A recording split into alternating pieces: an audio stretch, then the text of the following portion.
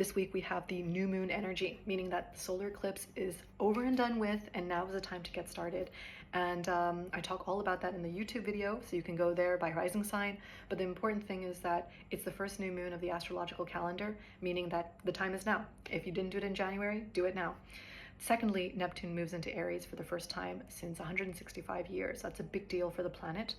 At a generational level, it hasn't changed signs since 2011, 2012. And if you have planets at 28, 29 Pisces, 0, 1 Aries, or house cusps there, this is going to be more important for you, because over this next year until January of 2026, it's going to be activating that area of your life. And as Neptune is a planet that brings us into higher consciousness, it can very much connect us to the divine, and it can make us much more aware of things that we were not before. So we get some divine inspiration, meditation becomes a lot stronger, we find a new meditation practice, these things can happen.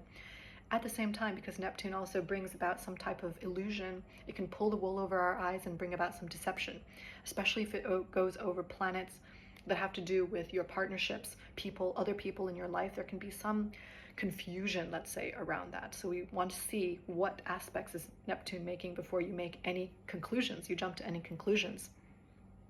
Now, at a generational level, Neptune moves into Aries, so that can mean that we suddenly want to do something that's more fiery in nature in order to feel like we're ascending. We want to connect to the fire element. We sort of want a more visceral experience. We want temescal, we want sauna, we want a fire meditation of some type.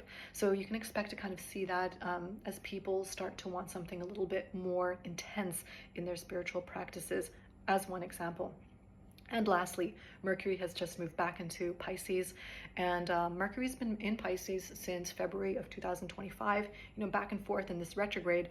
So now that it's moving back into that same place, you might get a repeat of what was happening for you in that period again this week, before finishing off its retrograde at the end of the week. So this is especially important for you if you are Gemini and Virgo rising, because Mercury is you.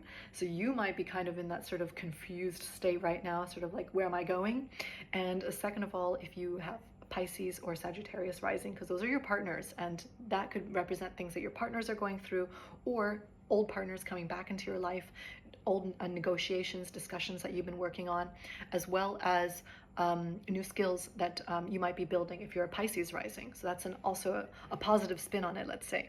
Hope that was helpful, and I look forward to more updates at the end of the week.